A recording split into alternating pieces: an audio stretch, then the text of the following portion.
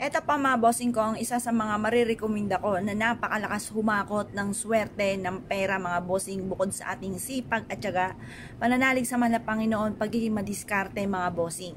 Kasi kahit tayo po ay madiskarte, masipag, matyaga, hindi nakakalimot magdasal, nadadali pa rin tayo ng mga kamalasan. Para tayo po mga bossing ko magtuloy-tuloy ang mga pangarap natin sa ating pong buhay, mainam na meron tayo mga pangontra kagaya po nito mga bossing.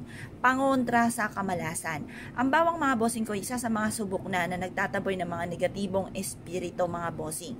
At ito pa mga bossing ko, ultimo sa mga napapanood natin, nagdidikdik ng bawang at katambal po nito mga bossing ko ay asin. At ito po'y ginagawang proteksyon para layuan ng mga masamang espiritu. Bukod po dyan mga bossing ko, mabisa rin po itong pantaboy ng mga kamalasan.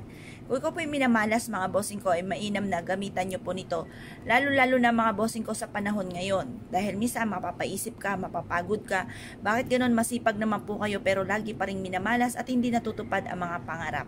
Ito pa mga bossing ko, gawin nyo lamang kahit isang beses lamang mga bossing at kayo mismo ay maa-amaze sa mga swerteng darating na mga tipong hindi nyo inaasahan dahil simple lang inyong mga ninanais. Pero ang mga darating sa inyong blessing ay terrific mga bossing. Malakas itong humakot ng swerte, lalo-lalo na tungkol sa usapin ng pera at pantaboy ng kamalasan.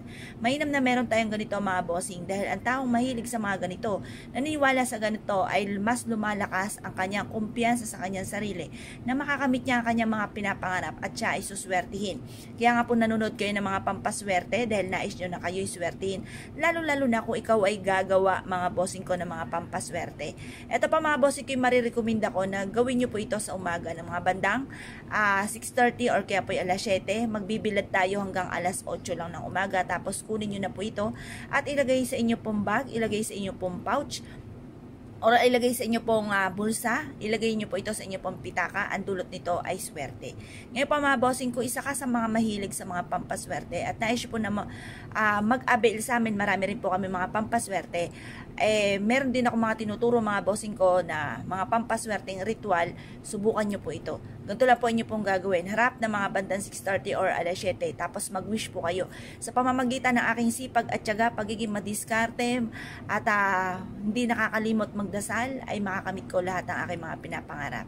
Maraming pera ang darating sa akin. Siksik-liglig at aapot, maraming blessing ang darating. Ganun po ang pag-wish na walang gamit na sana, direct to the point mga bossing. Kung isa ka sa mga mahilig sa mga pampaswerte, mag-wish ka na ng todo-todo. Pero lagi yung tatandaan, kung todo-todo ang mga wishes, todo-todo din ang pagkayod mga bossing. Baka naman po mga bossing ko, mansyon ang pangarap pero ang kayod ay hindi po mansyon. Nako mga bossing, huwag ka nang umasa na magiging mansyon pa. Kailangan talaga sipag at tiyaga, lalo na sa panahon ngayon.